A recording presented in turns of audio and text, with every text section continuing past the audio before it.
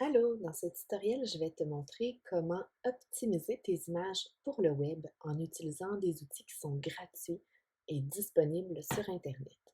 Donc, j'avais déjà fait un tutoriel qui expliquait comment le faire avec Photoshop. Euh, Par contre, j'ai conscience que c'est pas tout le monde qui a accès à Photoshop ou Lightroom, donc on va y aller avec des outils qui sont disponibles et gratuits. Ils sont pas parfaits, par contre, ils font un excellent travail pour ce qu'on a besoin de faire. Premièrement, je te présente ici Unsplash, qui est une banque d'images gratuite qui, que j'apprécie beaucoup. En fait, parmi toutes celles qui sont disponibles, je crois que c'est vraiment ma préférée. Donc, on peut faire des recherches et quand on voit des photos qu'on aime, on peut, bon, les ajouter ici là, dans nos favoris, dans nos likes, et on peut aussi les ajouter à des collections. Donc, on peut se créer différents albums. Disons que tu te rends sur Unsplash parce que tu as besoin d'une image pour accompagner un article de blog, mais qu'au fil de tes recherches, tu trouves d'autres images intéressantes qui pourraient être pour un autre article ou traiter d'un autre sujet. Mais tu peux te faire des petits albums comme ça pour accélérer tes recherches d'une fois à l'autre quand tu as besoin d'une image. Donc, c'est très intéressant de ce côté-là. Disons que je fais une petite recherche. On va y aller avec business. Donc, comme tu peux voir, il y a vraiment toutes sortes d'images. Il y en a certaines qui sont plus génériques, d'autres qui sont plus lifestyle. On en a des corpos, on en a, bon, avec des hommes, des femmes et ainsi de suite. Donc, quand même une belle variété qui est proposée. On a aussi des suggestions de d'autres mots-clés à entrer. Donc, disons que je veux, moi, business women. Je peux venir sélectionner ici là, une image qui me convient. Et une fois que je l'ai trouvée, je peux la télécharger directement en cliquant ici sur la flèche ou l'ajouter à une collection. Donc, je vais en prendre une. Je vais prendre la première ici là, pour l'exemple. Donc, je peux ici l'ajouter à une collection. Je peux me créer une collection puis la mettre à l'intérieur ou je peux la télécharger directement. Puis, ce qui est bien important, c'est ici, quand on télécharge, on a le crédit de l'image. Donc, c'est important. On peut simplement copier ça ici, puis remplacer les mots pour que ce soit bon, en français, le site web est en français. C'est important, c'est de le placer soit directement sous l'image ou d'avoir du moins une section où on va donner le crédit à chacune des images qui sont utilisées. C'est une question de droit d'auteur. Souvent, quand les images sont utilisées dans le cadre d'un article, on va ajouter une petite section au pied de l'article pour mentionner, bon, crédit image à la une, puis là, on peut venir coller ici la petite mention là, qui mène avec les bons liens aux bons endroits.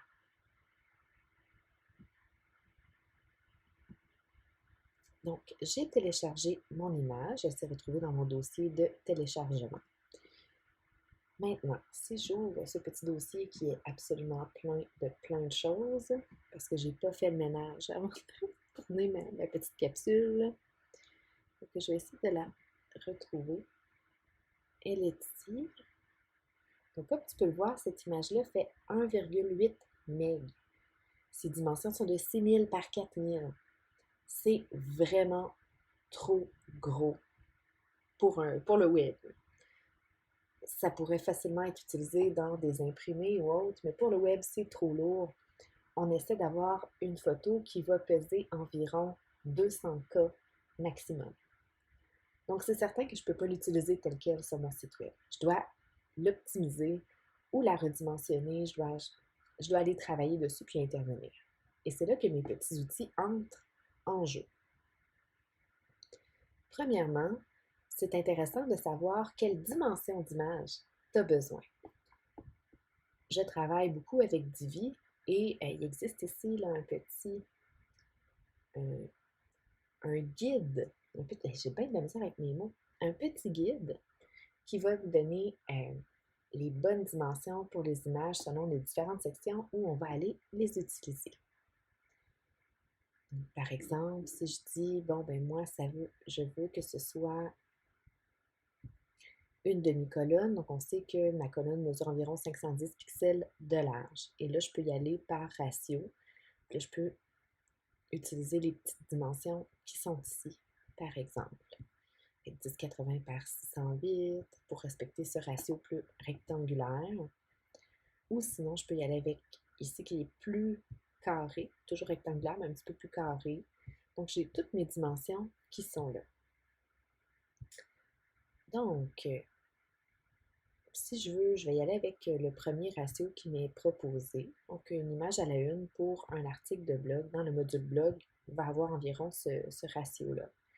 Si tu n'utilises pas Divi, c'est possible d'aller voir dans, soit d'aller prendre les mesures directement sur ton site web ou d'aller voir dans la documentation de ton thème. Habituellement, les thèmes sont très bien documentés et tu peux aller retrouver cette information-là assez facilement. Donc, moi, je sais que j'aurais besoin d'environ 510 pixels par 288.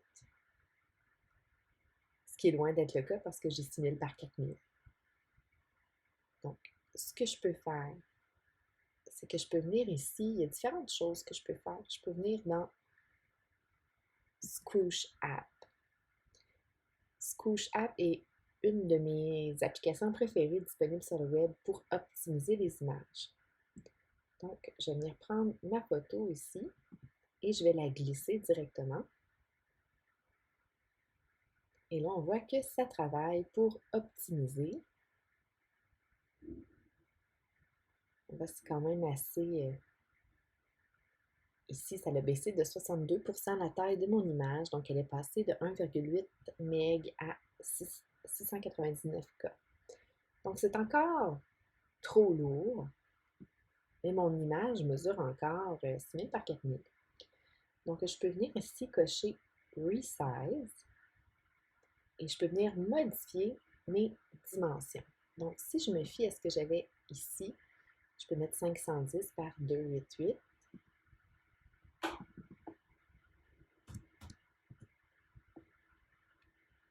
Ah, puis on voit la demeure proportionnelle. Donc, je ne pourrais pas comme la cropper. Mais ça, je peux voir que c'est ce que ça me donne environ. Donc là, si je promène ici, comme tu peux voir, je vois comme le avant-après. J'ai l'impression que c'est atroce, mais non, c'est vraiment juste parce que ici, mon image est vraiment trop zoomée. Si je la rapetisse pour qu'elle soit près de sa taille, donc là, je vois, elle baissé de 99%, elle est rendue à 15%, puis c'est quand même flou. Je ne suis pas à l'aise avec cette qualité d'image-là. Donc, je peux augmenter la qualité. Ça, je pourrais même la mettre à 100. Je vais tomber à 128K. Et je peux jouer comme ça. On voit qu'on perd de la netteté, mais c'est rien de dramatique. Je pourrais décider de l'agrandir un petit peu pour voir si ça lui donne une chance. 600 par 400. Puis, je me sers de mon jugement. Comme ça, ici, je peux voir la qualité est quand même belle. Je perds un petit peu de détail au niveau de la luminosité, les reflets dans les cheveux. Puis, sur la plante, et c'est rien de dramatique. Puis, je suis beaucoup plus confortable avec cette version-là.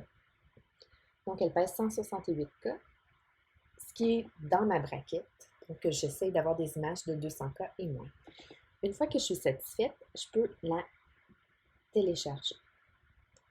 Donc ça, c'est une des premières méthodes. Et évidemment, je n'ai pas exactement les dimensions que j'avais vues dans mon guide. Par contre, je sais que je vais perdre un petit peu d'image en dessous et en haut, mais je vis très bien avec ça, considérant qu'il n'y a rien d'important dans ces petits segments-là. Maintenant, si je souhaite avoir une image qui a une dimension précise, disons que je veux que mon image à la une soit du bon format pour être partagée sur Facebook et LinkedIn. Je me suis rendue ici sur le blog de Hootsuite, donc Social Media Image Sizes Guide, pour avoir les bonnes dimensions d'image pour les différentes plateformes de réseaux sociaux. Donc, je sais par expérience que Facebook et LinkedIn ont à peu près les mêmes dimensions. Donc, je vais y aller pour Facebook. Et là, on voit Posts and Timeline Photos. Fait qu'on peut y aller avec une image qui est carrée, qui va vraiment s'afficher carrée. Par contre, sur le site web, on n'aura pas vraiment un résultat intéressant. Notre image va être, c'est pas redimensionné, je cherche le bon mot pour cropper, mais bref, elle va être recadrée, puis on risque de perdre beaucoup d'éléments dans l'image. Donc, j'irai pas avec un format carré, je vais vraiment venir ici au niveau des Posts and Timeline Photos de 1200 par 630 pixels. Juste pour te montrer. Si je vais au niveau de LinkedIn, qui était juste en dessous, tu vas voir que ça se ressemble. Donc, 1200 par 627. Donc, on a 3 pixels de différence.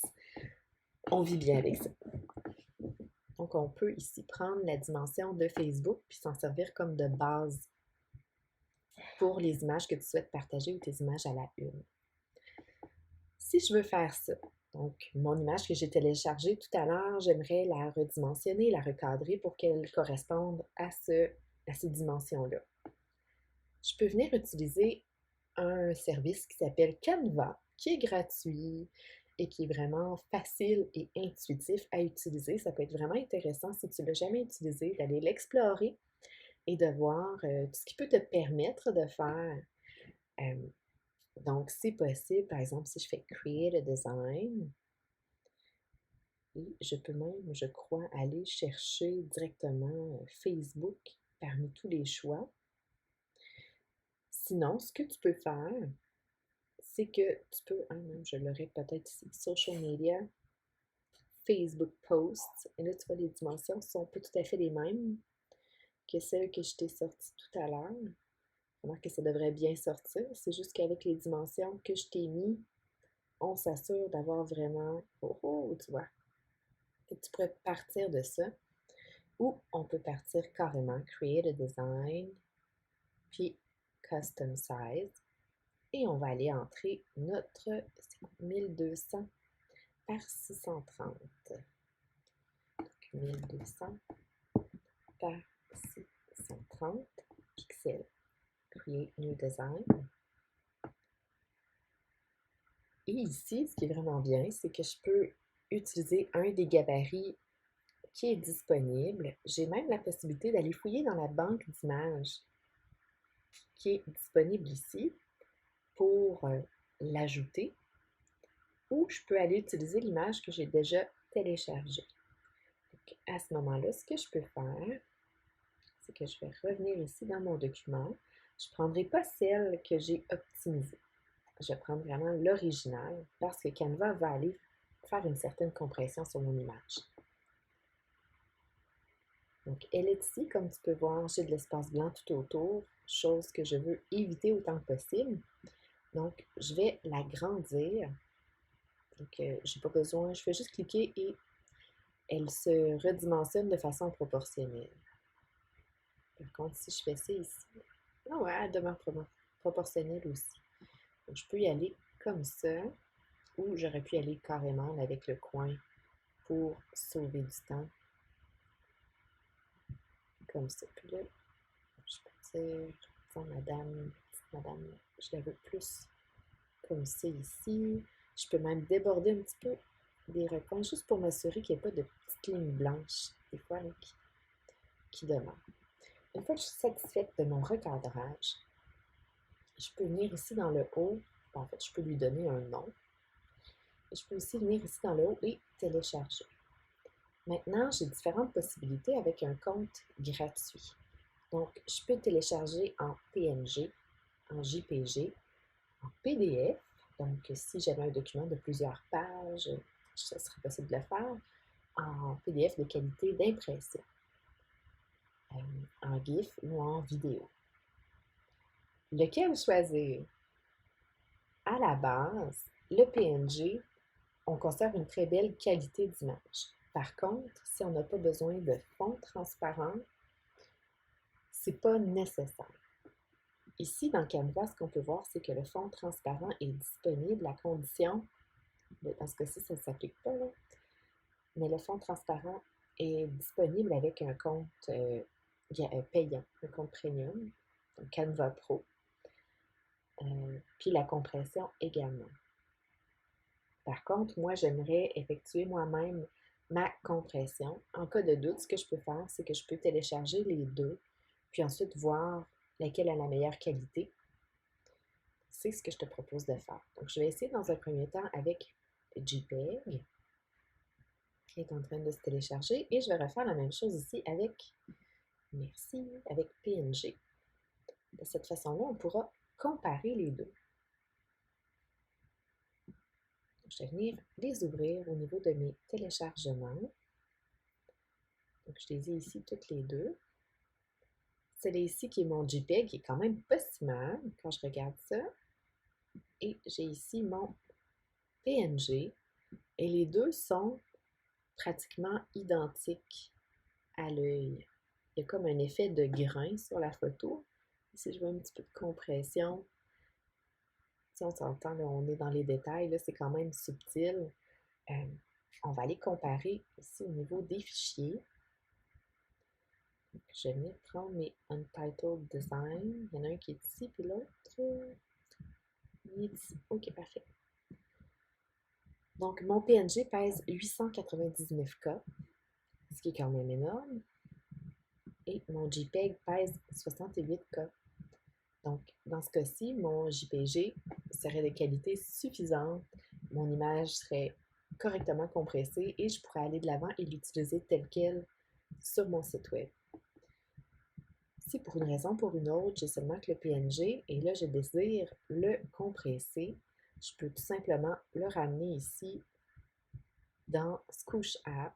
Donc, je reviens au niveau de mes téléchargements, je l'amène ici et là, je peux aussi le comparer. Puis là, elle a même baissé à 43.3K sans que je la redimensionne parce qu'elle est déjà à la bonne dimension.